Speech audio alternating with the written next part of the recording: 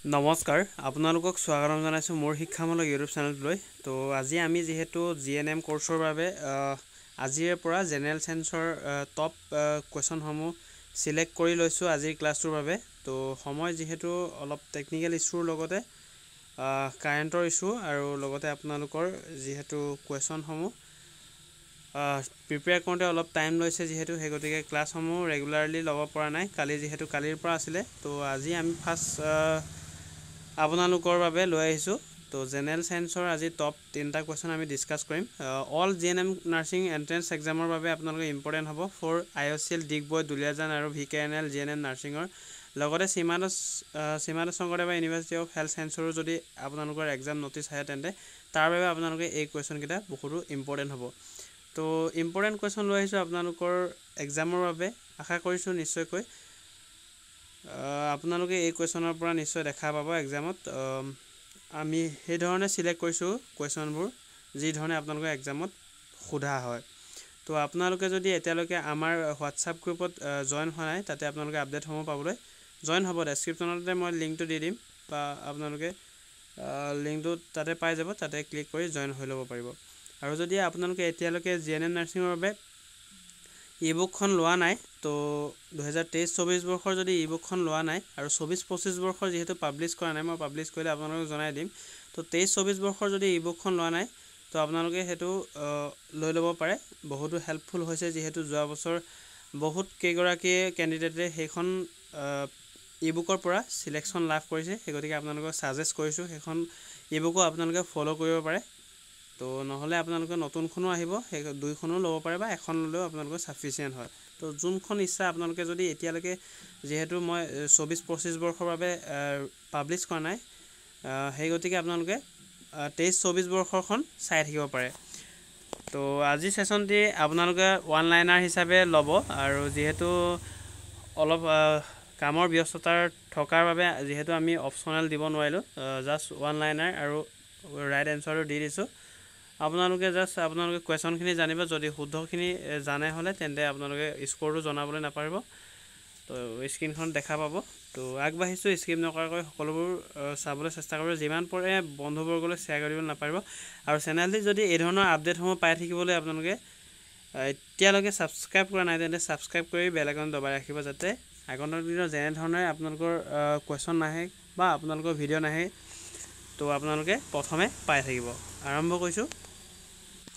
তো GNM nursing entrance 2024 বৰ্ষৰ general science MCQ লৈছোঁ। মষ্ট এক্সপেক্টেড কুৱেশ্যন এনচাৰ হয় যিহেতু আপোনালোকে নিশ্চয়কৈ চাব আৰু যিমান পাৰে বন্ধুসকলে শ্বেয়াৰ কৰিবলৈ নাপাৰিব। ফাৰ্ষ্ট কুৱেশ্যন আৰম্ভ কৰিছোঁ, স্কিপ নকৰিব।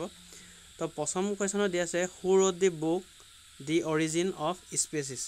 তো দি অৰিজিন অফ স্পেচিছ নামৰ কিতাপখন কোনে লিখিছিল বুলি কৈছে। তো শুদ্ধ এনচাৰটো দি দিছোঁ।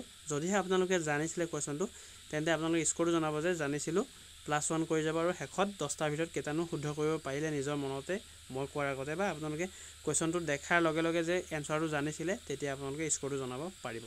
দি অৰিজিন অফ স্পেচিছ নামৰ কিতাপখন লিখিছিলে ডাৰউইনে নিশ্চয়কৈ। নেক্সট ক্লাছৰ পৰা আমি অপশ্যনেল লৈ আহিম আৰু আপোনালোকৰ মক টেষ্ট হিচাপে ক্লাছসমূহ ল'বলৈ চেষ্টা কৰিম। তো জাষ্ট আজি আমি ওৱান লাইনাৰ লৈছোঁ।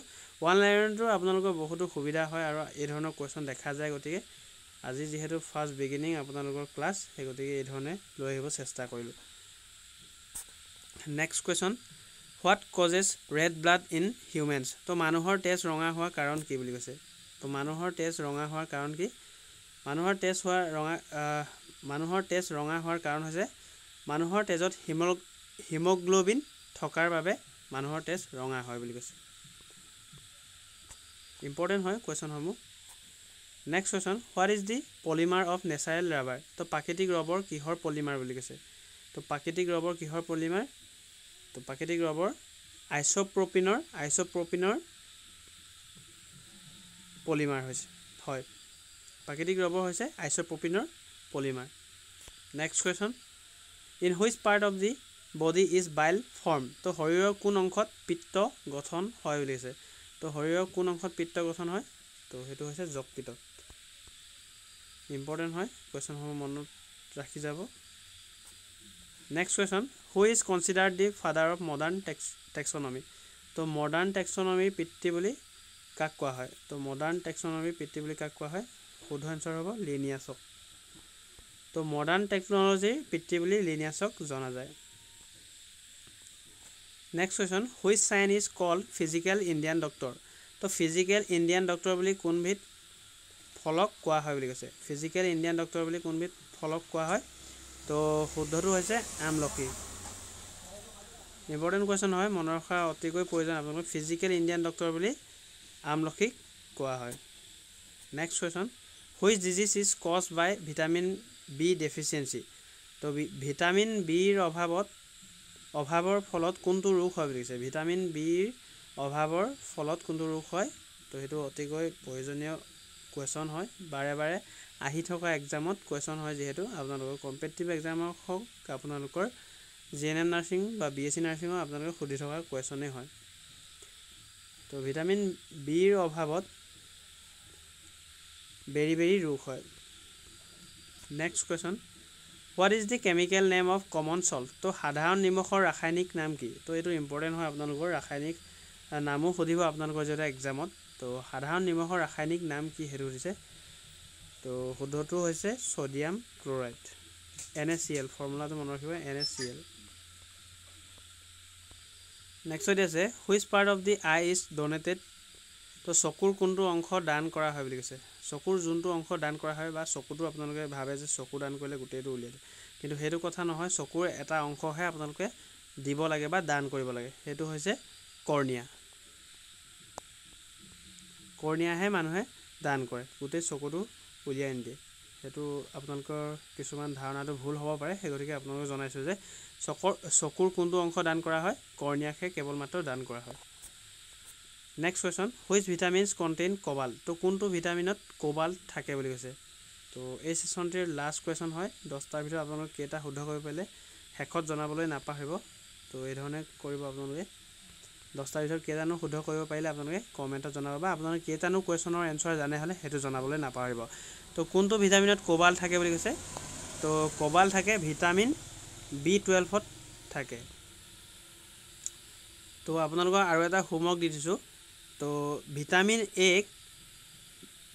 আৰু কি নামেৰে জনা যায় বা তাৰ ৰাসায়নিক নাম কি ভিটামিন এ ৰাসায়নিক নাম বা অন্য এটি নাম কি হয়